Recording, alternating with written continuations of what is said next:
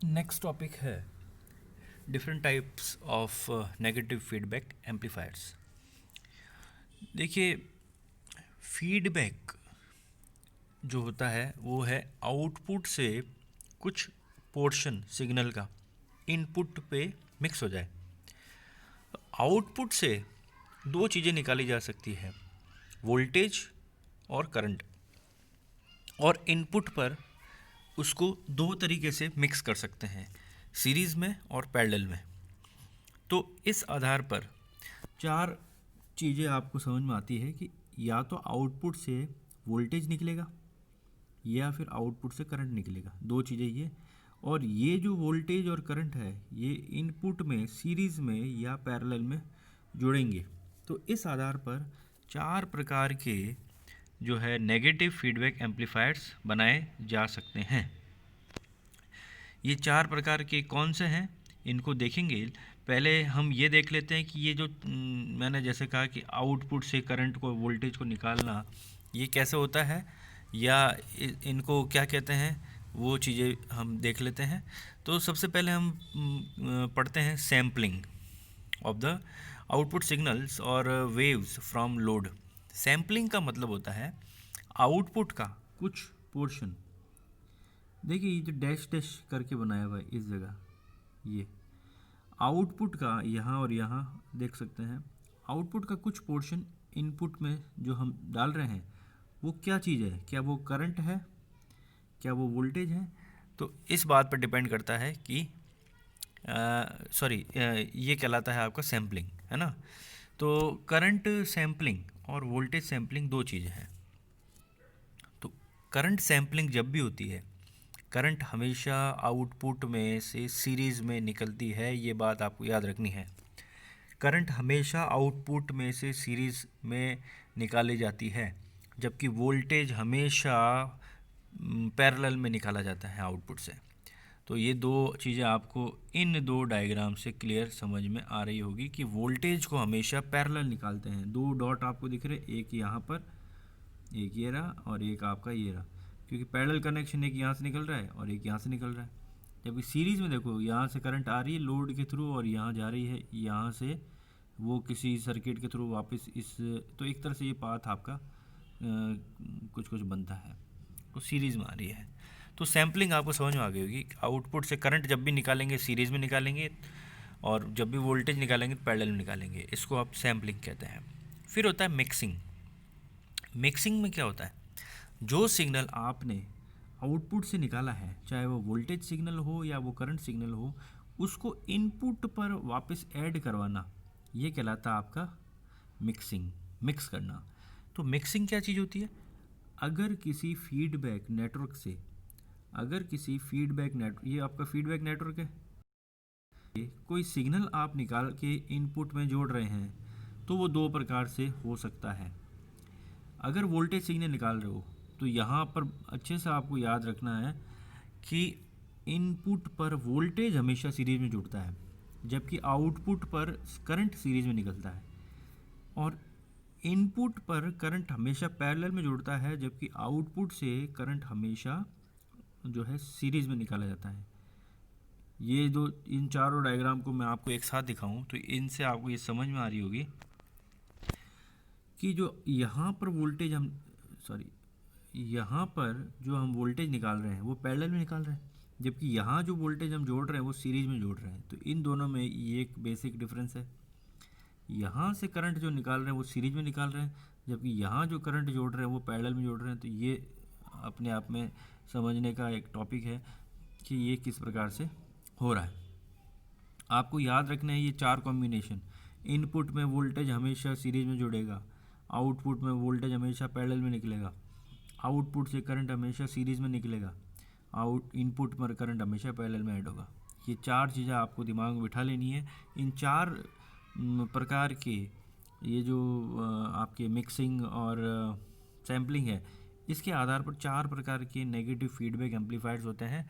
और वो चार प्रकार के कौन से हैं, तो वो ये आपको यहाँ भी अगले यहाँ आपको दिख रहे हैं।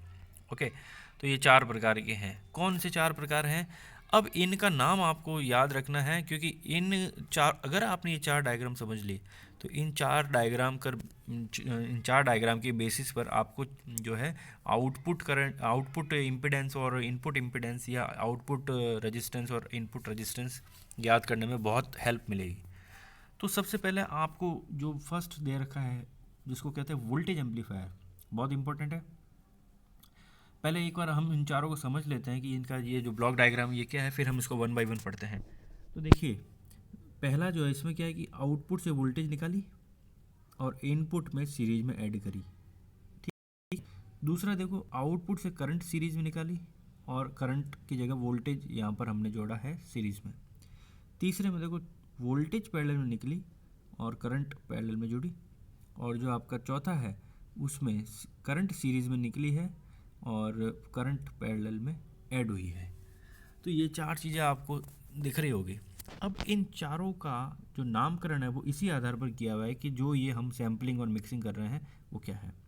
तो सबसे पहले देखो जो आपका वोल्टेज सीरीज फीडबैक है जिसका जो नाम है वैसे तो क्या है, वोल्टेज एम्पलीफायर। तो ये चार चीज़ें आप समझो कि एक है वोल्टेज एम्पलीफायर, ये है आपका वोल्टेज एम्पलीफायर। वोल्टेज एम्पलीफायर का मतलब होता है कि वोल्टेज को ये एम्पलीफाई कर रहा है। Output voltage upon input voltage करेंगे, अगर इनपुट पर वोल्टेज दे रहे हैं और आउटपुट पर वोल्टेज मिल रहा है तो ये कहलाएगा वोल्टेज एम्पलीफायर, है ना। इसकी गेन क्या हो जाएगी, A V equal to V O upon V S.